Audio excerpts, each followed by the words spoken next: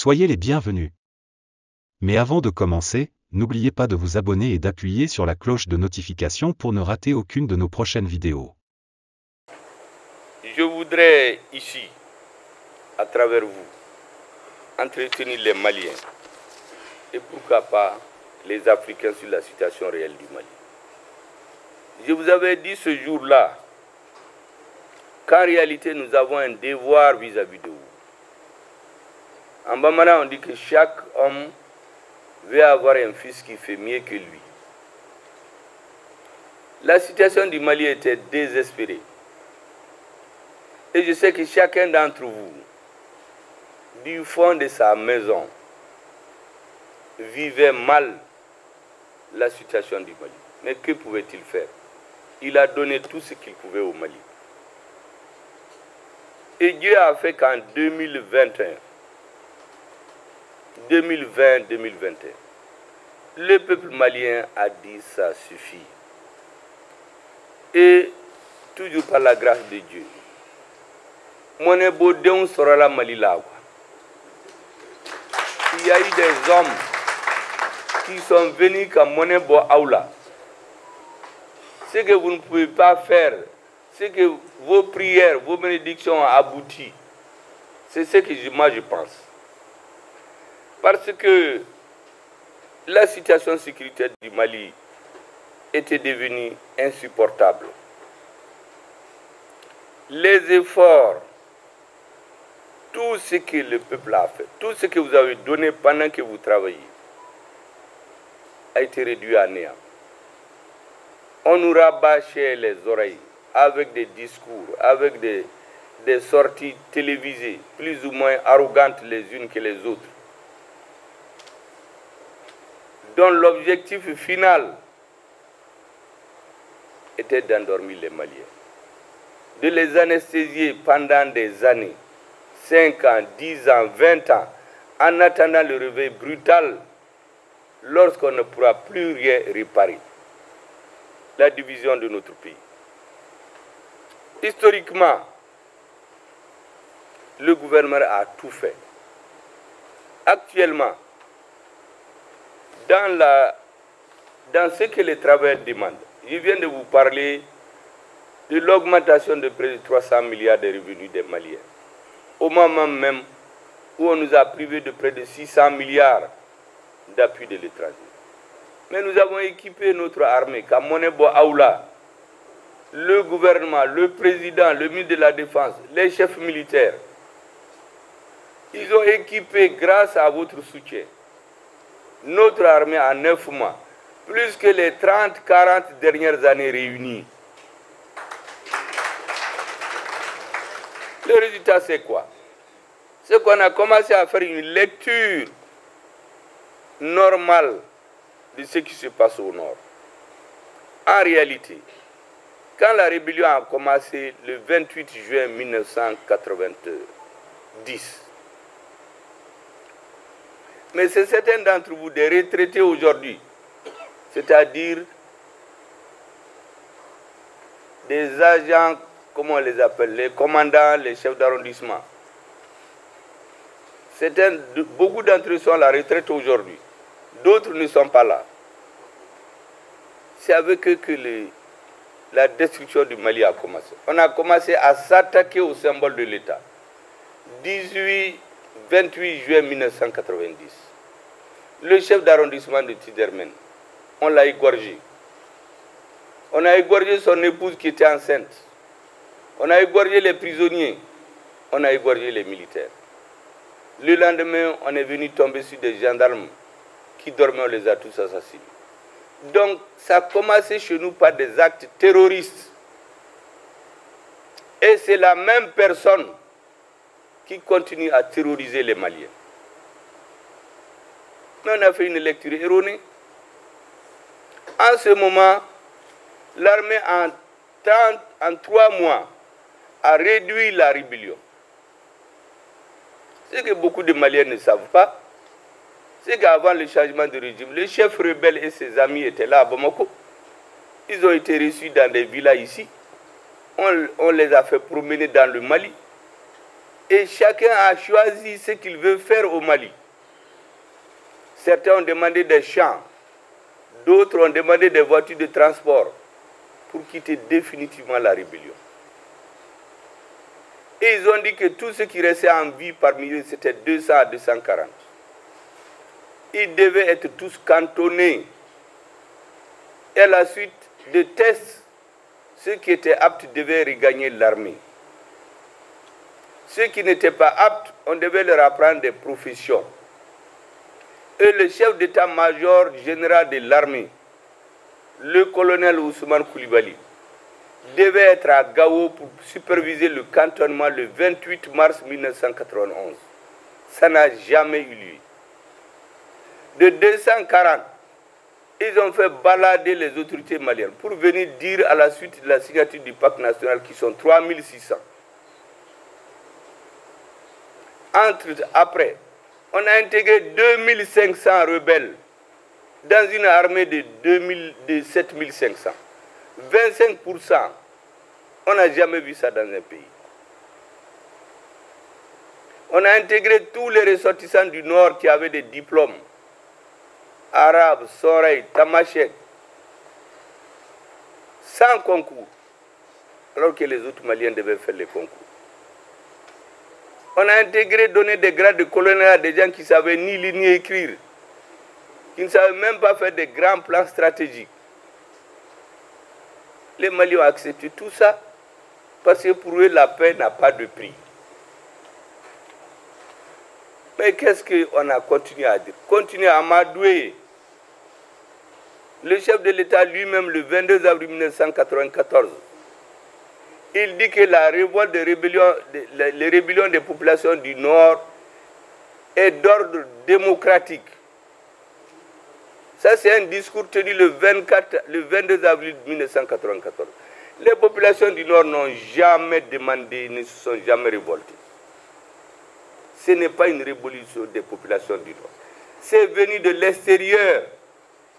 Toutes les rébellions au Mali, tous les actes terroristes sont des mouvements organisés par des services secrets de pays étrangers. Aujourd'hui, nous en avons les preuves. Nous avons été aux Nations Unies vouloir donner nos preuves. Les sponsors ont refusé. La première rébellion est venue de l'extérieur chez nous. Celui qui le dit est venu de l'extérieur. La deuxième, c'est la même chose. La deuxième, c'est quoi? Il y a des gens qui écrivent des livres maintenant que nous lisons. Quelqu'un dit qu'ils ont été en Libye, un agent des forces spéciales d'un pays que vous connaissez, pour chercher des hommes qui sont prêts à trahir leur pays pour l'argent et les postes. Quand ils les ont eus, à travers eux, ils ont organisé la chute de Kadhafi. C'est écrit noir sur blanc. Quand Kadhafi est tombé, les mêmes sont allés négocier avec des forces de la sécurité de Kadhafi pour leur dire allez-y au Mali. Notre stratégie a fait qu'il n'y a plus d'armée là-bas. Vous allez diviser et on va vous aider à créer un État. Ça c'est écrit noir sur blanc aujourd'hui. Bon voilà, donc c'est venu de l'extérieur. Ce n'est pas les Touaregs, les Arabes, les Soreilles, les peuples maliens qui se sont révoltés. C'est des gens venus de l'extérieur imposer la violence. Et les dirigeants ont pensé, peut-être à raison, qu'en négociant, en arrangeant, je dirais même en affaiblissant l'armée, ça permet de calmer certains. Mais je vous assure que c'est le contraire. Quand les gens ont su qu'il n'y a plus d'armée, l'armée est totalement affaiblie. Qu'est-ce qu'ils ont fait? Vous savez, aujourd'hui nous nous retrouvons avec beaucoup de bruit pour nous tromper. En réalité, il y a des patriotes maliens. Parmi vos enfants, les jeunes militaires, parmi les civils qui comprennent, mais n'avaient pas les moyens de redresser la barre. Est-ce que vous savez, pour vous faire comprendre qu'il y a des gens qui travaillent à la partition du Mali depuis des années, vous savez, le 24 janvier 2012, lorsque les terroristes ont assassiné les Maliens, les soldats maliens en cours de munitions à Guelhop, et que nos parents Touaregs et Arabes, les morts ont été égorgés et éventrés pour montrer aux vivants qu'ils ne doivent pas être fivés à la République du Mali.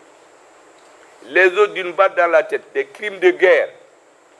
Est-ce que vous savez que ce jour-là, le ministre français des Affaires étrangères, Alain Juppé, il dit ceci, je le cite, « Le MNLA est en train d'emporter d'incontestables succès dont il faut tenir compte. »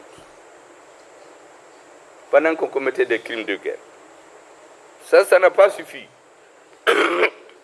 Le 4 février, disons le 2 février, Elisabeth Guigou, le 2 février 2013, Elisabeth Guigou, présidente de la Commission des Affaires étrangères de l'Assemblée nationale française, déclare, je cite, « Il faut qu'un plan d'autonomie du Nord soit mis en place. » Ce n'est pas des affirmations graves. Tout ce que je vous dis, c'est documenté. Personne ne peut le démentir. Lors d'une séance du Sénat, toujours en 2012, au mois de février 2012, un sénateur nommé Didier Balou dit ceci. Le Mali a échoué face aux combattants du MNLA. La question de la révolution du peuple de l'Azawad mérite d'être traitée à fond pour une issue définitive. Voilà ce qu'il dit. Le 3 février, le même ministre des Affaires étrangères, Alain Juppé, le récidive, il dit qu'il est venu ici en janvier 2022, qu'il a dit à TT ceci, entre autres, donner l'autonomie, répondez aux demandes d'autonomie des Touaregs. C'est Alain Juppé qui le dit à la télévision française. Dans le même ordre d'idée, un sénateur, un député dit Alain Marsou, il dit ceci, il n'existe pas un Mali, au minimum, mais au minimum deux. Nous avons avec Serval protégé le premier, celui du Sud, au détriment du second, celui du Nord. Nous sommes tous solidaires de cette erreur. Il convient d'en prendre conscience et de la réparer. La paix dans la région, dans cette région essentielle du Mali, passe par une partition forcément douloureuse, mais il n'y a pas d'autre solution, y compris pour nous Français engagés militairement dans cette zone. Bon, imaginez-vous, tout ça, ça a été dit en 2013. Au même moment, le Conseil de sécurité envoie une délégation ici. Cette délégation rencontre l'Assemblée nationale. Il y a un député qui l'a interpellé. Pourquoi la MINUSMA n'intervient pas pour casser la rébellion? L'ambassadeur de France aux Nations Unies s'appelle Gérard Haro. Voici ce qu'il dit. La MINUSMA ne s'engagera pas dans une guerre. Si le Mali s'y engage, il perdra la guerre.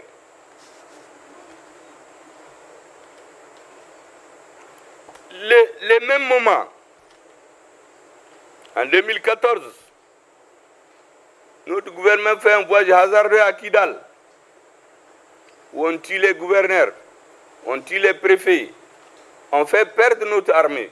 Je dis on fait perdre parce que notre président d'alors n'a pas le courage de dire la vérité. Il dit qu'il y a quelque chose qui ne va pas. Mais qu'est-ce qui ne va pas, il n'a pas dit. Mais les militaires qui sont réfugiés à la MINUSMA, quand l'armée a voulu récupérer les armes, parce qu'on les a désarmés en rentrant à la MINUSMA, voici ce que dit monsieur le chef d'état-major de la MINUSMA, monsieur Hervé Gomard, un général français. Il écrit ces mémoires que je suis en train de lire aujourd'hui. Comment ils ont divisé le Mali. Vous savez ce qu'il dit aux Maliens? Il dit que ces armes-là n'appartiennent pas au Mali. C'est un butin de guerre qui appartient à la SEMA. Donc l'armée malienne ne peut pas les avoir sans l'autorisation de la CEMA. Ça, c'est en 2014. On fait intervenir un chef d'État étranger qui vient faire signer à notre pays des accords que vous connaissez. Vous les connaissez là où il croupit maintenant. Le Mali est un pays béni. Tous ceux qui trahissent le Mali, que vous soyez de l'intérieur du Mali ou de l'extérieur, Dieu ne vous laissera pas, il va vous punir dans ce monde-là. Tous les chefs d'État qui ont comploté contre le Mali dans la rébellion, ils ont perdu les élections et dans les pays africains, on les a utilisés. Ils sont tous en prison ou ils sont en exil. Personne ne survivra aux malédictions du peuple malien parce qu'on l'a provoqué. On n'a rien fait pour mériter cela. Et vous savez qu'en 2015, au moment où on signait l'accord pour la paix et la réconciliation nationale, au même moment, Jean-Yves Le Drian, ministre français de la Défense, il dit « Le Sud et le Nord ont essayé de vivre ensemble, mais cela n'a pas été possible. Il faut une autre forme de gouvernement pour conforter le vivre ensemble. » Ça, c'est ce qu'il dit le jour même de la signature de l'accord. Il dit ça sur RFI. Et il y a un chef rebelle qui répond, il dit des groupes armés au nord du Mali. Ça, c'est un Français encore, qui lui dit, le 21 novembre 2017, le chef d'état-major de Barkhane, le général Christian Aleven, a affirmé au cours d'une conférence de presse devant les journalistes ici. Écoutez bien ce qu'il dit. Des groupes armés au nord du Mali, pourtant signataires de l'accord, ont un pied dans l'accord et un autre avec les terroristes. Nous avons aujourd'hui les preuves matérielles qui démontrent cette collision. Mais qu'est-ce qu'ils ont fait? Ça, c'est pour nous donner un peu de satisfaction. Vous savez, les Africains, quand vous dites des choses, ils disent « Ah oui, Haïtien, Fodé. » Mais qu'est-ce qu'il y a derrière? Il n'y a rien. Pendant ce moment, il y a un chef rebelle qui répond, toujours dans leur presse, parce que nous suivons tout depuis des années. Il dit, nous voulons un système fédéral avec deux entités, car l'actuel système de décentralisation a montré ses limites. Avec les 2/3 du territoire, il faut trouver une formule pour qu'il y ait une forme d'alternance au sommet de l'État. Donc, une année, c'est les gens du Sud, c'est les Bamana, l'année suivante, c'est les Touaregs, après, c'est les Soreilles, les Sidibé, les Boubou. Tout le monde, je dis, chaque ethnie va réclamer d'être président. Mais c'est la guerre ethnique qui commence chez nous. J'ai blagué avec un cousin d'autre. J'ai dit, même les Dogons vont dire qu'ils vont être présidents au Mali. Mais les Soreilles ne vont pas accepter. Et puis la guerre ethnique est partie. Tous les cousins là, on va les mettre en guerre. Et on va se mettre à s'entretuer des petites principautés ethniques. Pendant ce moment, ils vont continuer à exploiter l'or. Comme actuellement. Vous savez qu'au nord, il y a des mines d'or qui sont exploitées. Il y a des milliers de Tchadiens et de Soudanais qui sont au nord. Personne ne va où se va ce or. Là où ça va, on le devine. Une partie des gens prennent, ils viennent à Bamako, ils viennent corrompre la chaîne. Les politiques, les militaires, les juges, et ils sont dans les institutions. Des vendeurs de drogue sont dans les institutions. Et notre pays attend, il y a un vacarme. Le pays démocratique, les cadres voyagent, ils ont des parfums. Mais la majorité des populations souffrent, on continue de les tuer. Les assassinats ciblés au nord, dès que vous avez une affaire, on vous élimine. On vient voir quelqu'un qui a une maison à 20 millions, on lui donne 50 millions, il saute là-dessus, il vend tout de suite. Et il va construire quelque chose loin. Donc dans 10-15 ans, qu'est-ce qui va arriver à Tombouctou et Gao et au nord, vous le savez très bien. Vous pouvez le deviner. Et voilà les choses qu'on nous dit. Mais heureusement pour nous, il y a un chef rebelle qui était ministre de la rébellion. Peut-être qu'il a le même président. Il dit ceci, la France nous avait donné son feu vert pour l'indépendance de l'Azawad. La France a demandé de l'aider à faire déserter tous les combattants Touaregs qui étaient dans l'armée libyenne pendant la guerre de Libye et de bloquer le recrutement des Maliens au nord. En contrepartie, elle nous avait donné son feu vert pour l'indépendance de l'Azawad. C'est l'accord qui a été conclu avec la France. L'objectif était simplement d'affaiblir le gouvernement malien pour l'obliger à signer des accords de défense et ensuite s'octroyer des ressources minières. L'or, le phosphate, le gaz, le pétrole et surtout le bassin de Taoudeni, qui est une mer intérieure d'eau douce, ainsi que la baie de Thessalite, une zone stratégique convoitée par les Américains, mais aussi les Russes. Tout le monde peut avoir sa base. Ça, c'est une citation d'un haut responsable de la rébellion, qui était ministre dans leur gouvernement. C'est un jour de déception qu'il dit ça. Et le clou qu'il a donné, quand l'opération Serval est venue au Mali, vous vous souvenez très bien des propos du président français. Pour nous endormir, il dit que c'est le plus beau jour de sa vie politique. Le même va au Koweït en 2014. Il dit l'objectif de l'opération Serval était de détruire le terrorisme et restaurer l'intégrité territoriale du Mali. 2013.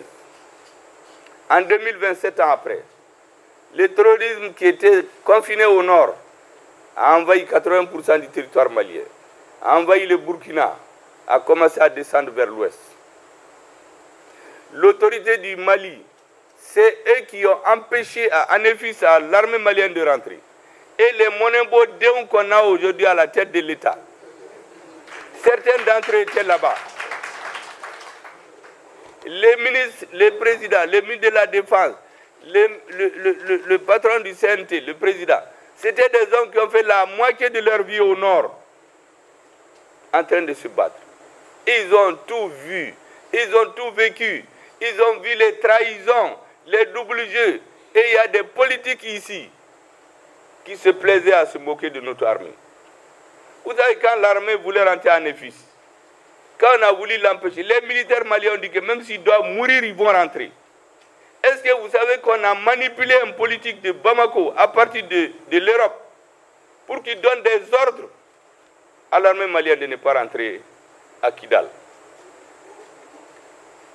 Après, on vient dire, au Mali, il n'y a même pas de militaires.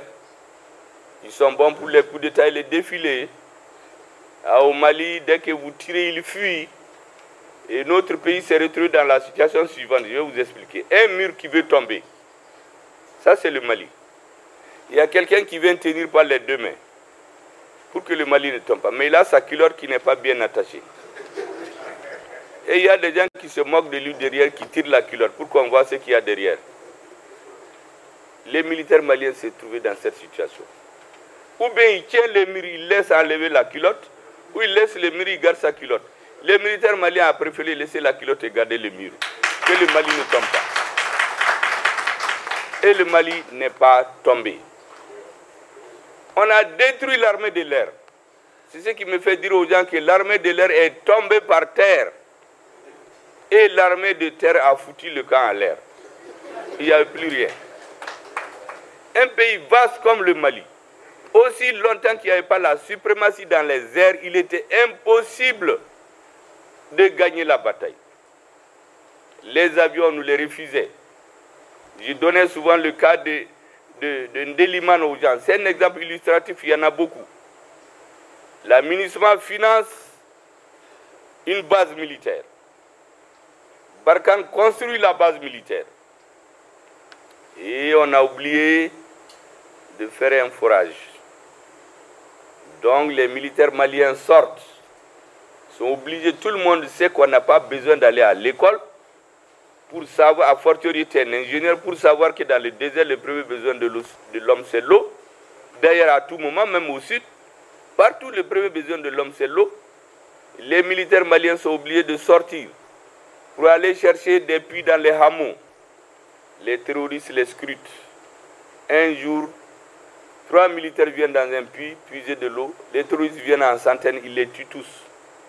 Ils prennent leurs tenues, ils les portent, ils rentrent dans le camion, ils mettent des bonbons de gaz, des bonbons d'explosifs. Ils vont dans le camp, ils font exploser. Les militaires meurent. Ceux qui ne meurent pas font 7 heures de temps en train de chercher un appel. L'aménagement a ses avions, Barkhane a ses avions, ils disent qu'ils ne sont pas venus pour ça. Quand on a fini de tuer tous les Maliens, on fait une fosse commune et puis on veut nous montrer des drapeaux à Gao, à Ségou. Des gens vont, ils tuent tous les gens au Gossabou, 140 personnes, des femmes, des enfants. Est-ce que vous imaginez, vous pensez qu'un Peul peut aller tuer des femmes enceintes, égorger des enfants?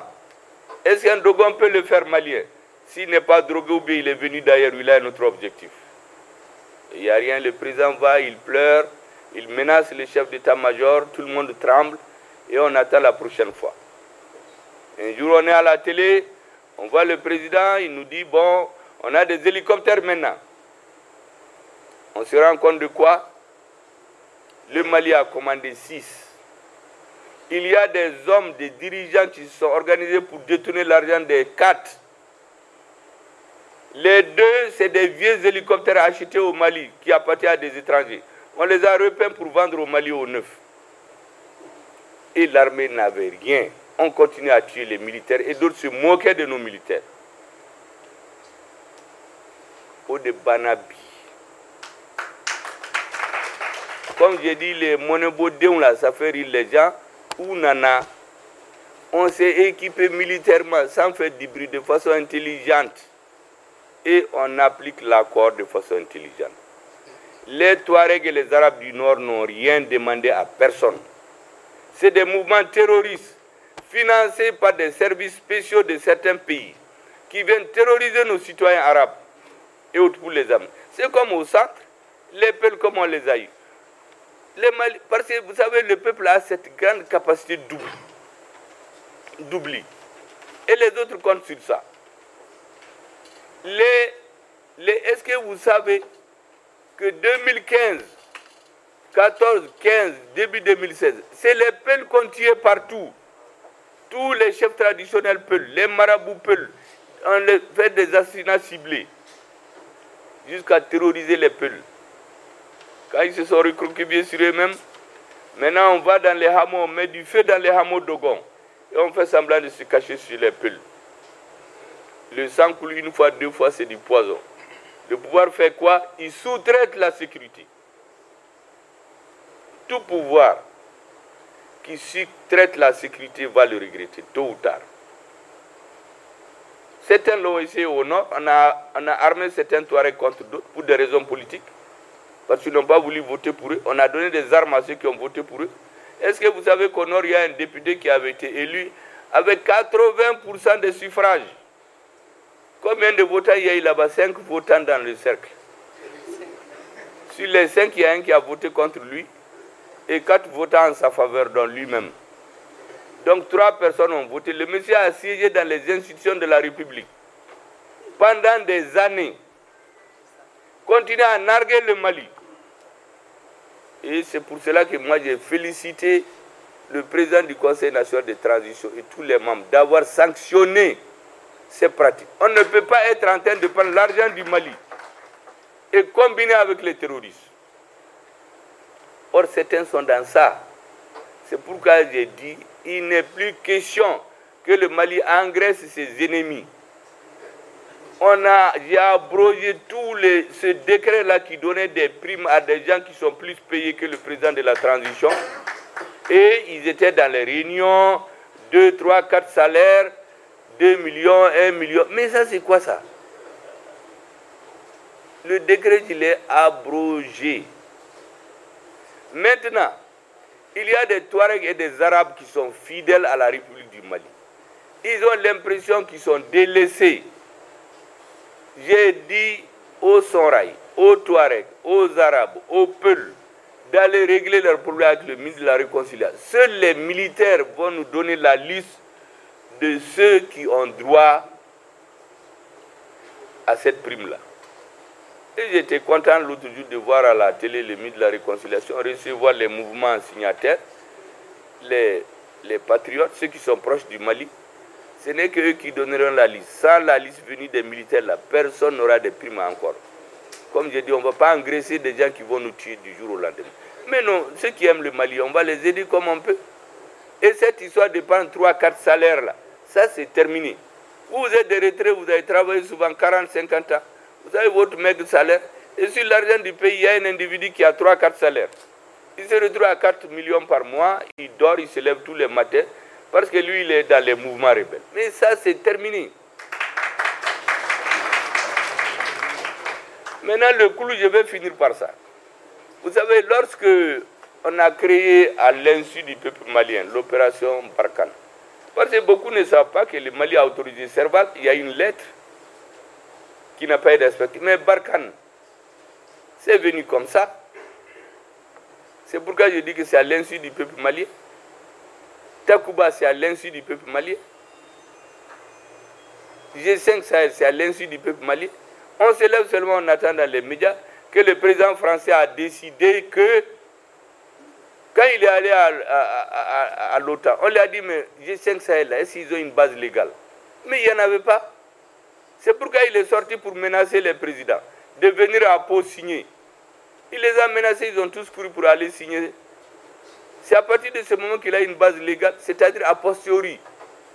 Quand on nous a mis Takuba, Takuba avait l'autorisation de venir, mais le déploiement des forces militaires doit être convenu avec l'État.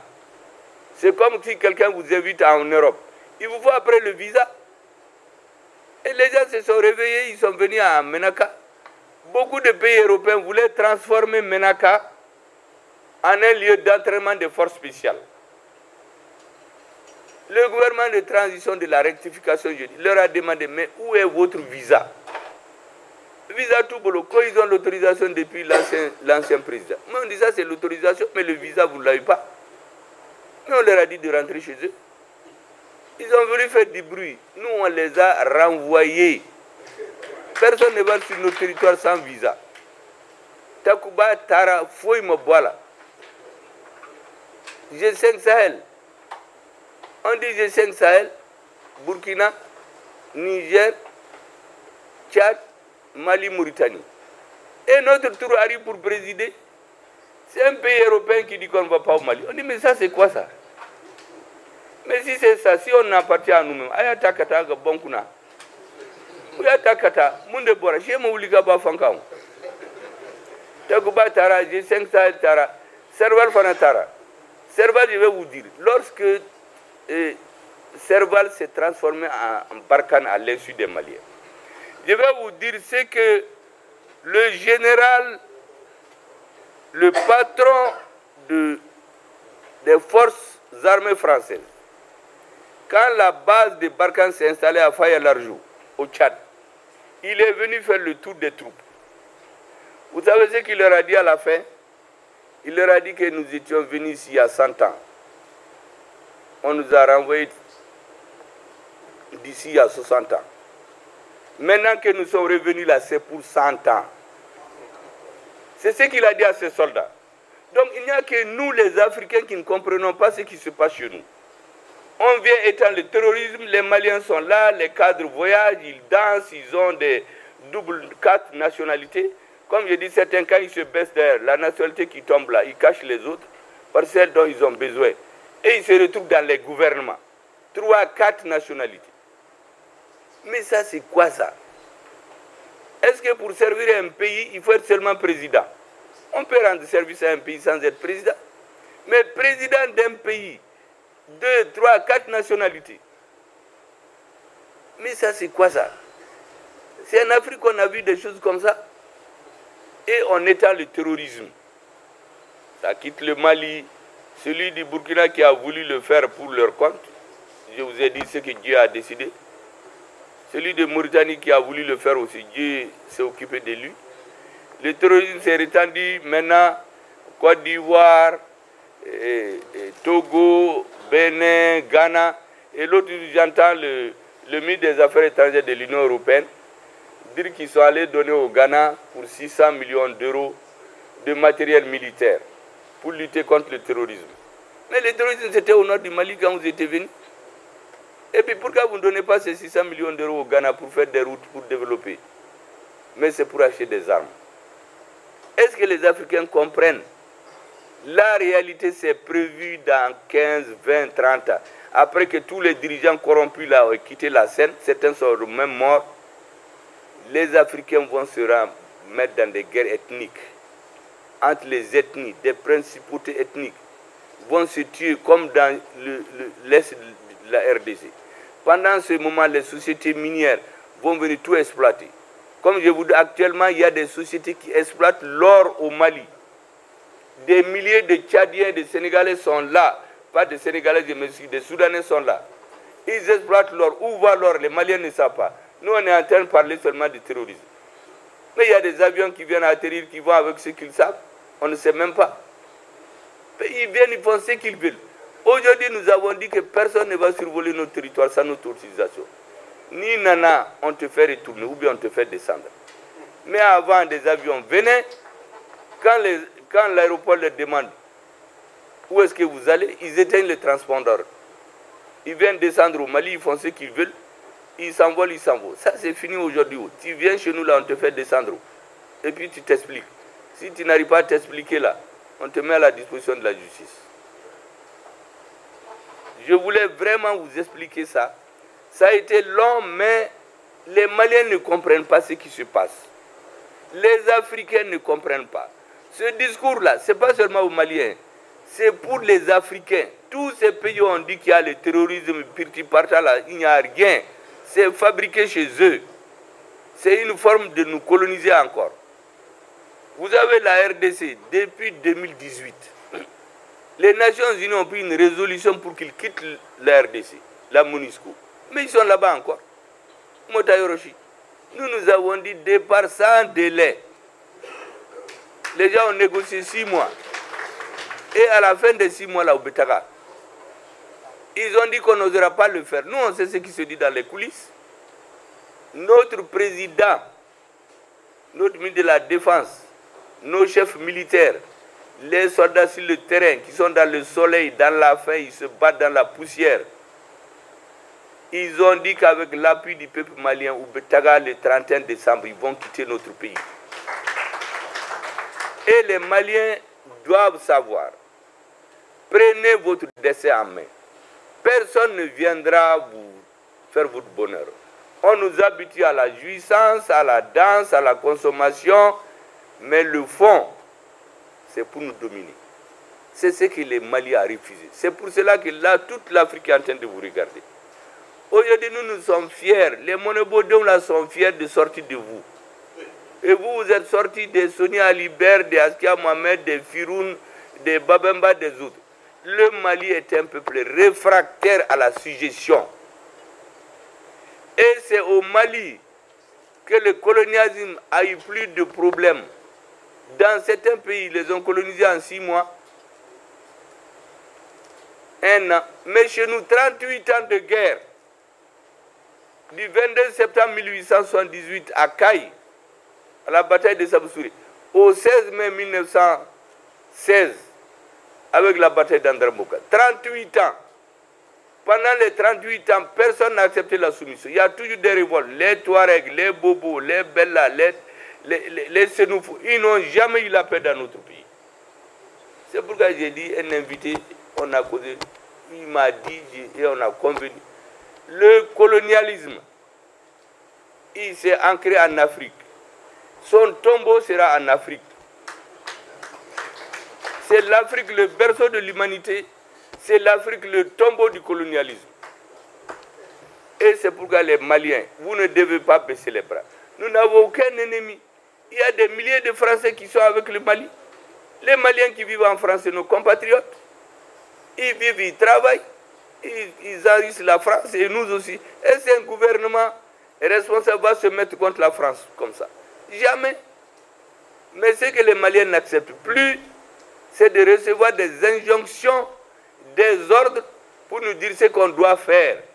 Et c'est pourquoi notre président a défini 3 principes cardinaux que nous répétons, moi je le dis à tous les ambassadeurs. Respect de la souveraineté du Mali. Respect du libre choix de ses partenaires stratégiques. Si nous n'avions pas choisi la Russie, nous n'allons pas avoir autant d'hélicoptères. Si nous n'avons pas choisi la Chine, la Turquie, nous n'allons pas avoir des drones, des choses pour nous battre aujourd'hui.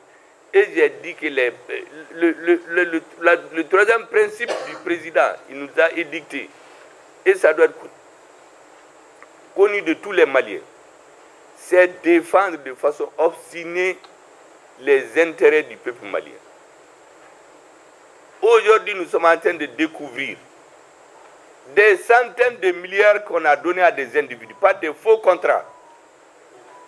Hier seulement, vous avez entendu à la télévision, concernant les plaques d'immatriculation, pendant près de 30 ans, tout ce qui vient va à des individus. L'État malien n'a rien là-dedans. Ça, c'est terminé. Ces bases militaires, là où on est en train d'exploiter l'or, là, quand on va mettre de l'or là, on va prendre l'or pour nous-mêmes. Ça ne va plus rentrer dans des avions, aller ailleurs. Donc, il faut qu'on se batte pour ça. Mais ça a besoin de votre compréhension. Parce que qu'est-ce qu'ils jouent? Ah, les salaires sont bas, les Africains sont habitués. Mais chez eux, toutes les grandes nations que vous voyez là, elles se sont construites sur la douleur à un moment donné de leur histoire.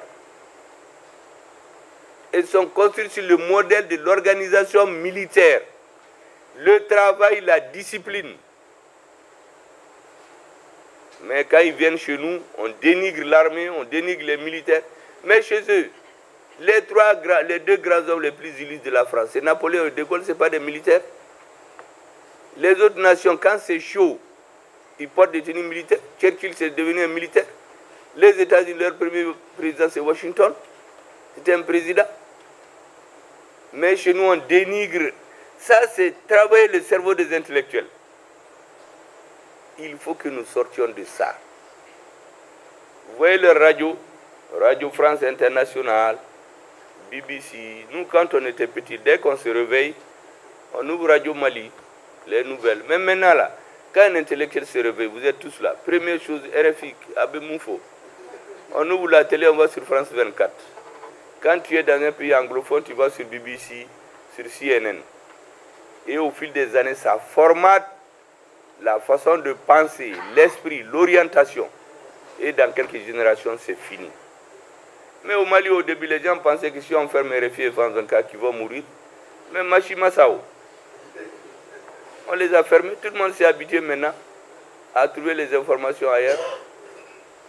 Donc, on a renvoyé tous ces gens-là. À l'ONU, ils ont dit qu'on n'osera pas faire partie de Barkhane. Il y a des pays qui ont dit que le Mali n'osera pas. Nous avons dit qu'on va oser. Et depuis qu'on a pris la base de Ber, c'était leur plaque tournante. On prenait les impôts, les populations du Nord étaient presque esclavagisées. C'est comme une arête dans leur gorge. Et c'est pour cela que, quand on s'entend avec la MINUSMA, qu'on se réveille ensemble pour faire nos affaires à midi, la MINUSMA se réveille à 6 h, elle quitte. Après, elle nous téléphone. Moi, je suis déjà parti. À qui vous avez remis la base? Nous, on a laissé. On ne sait pas qui prend. Mais on sait que c'est pour donner aux rebelles. Mais ces bases-là, nous allons les prendre où? Les rebelles-là ne font rien à attendre. L'armée a décidé qu'on va prendre ces bases-là. Les bénédictions des Maliens ont décidé qu'on va prendre ces bases. Et rien ne sera plus comme avant. Ça n'est trop pour notre pays. 30 ans, des valises d'argent, des gens qui n'ont aucun sentiment patriotique. Ça, c'est fini. Il faut s'occuper des vrais patriotes, qu'ils soient arabes, touaregs, éviter l'amalgame, soutenir notre armée. Vraiment, c'est à cela que je voulais vous appeler. J'ai été très long sur ça, mais c'était nécessaire que vous le sachiez. Merci beaucoup. Voilà, c'est tout pour cette vidéo. Si elle vous a plu, n'oubliez pas de mettre un like et de vous abonner si ce n'est pas encore fait. Sur ce, merci et à très bientôt.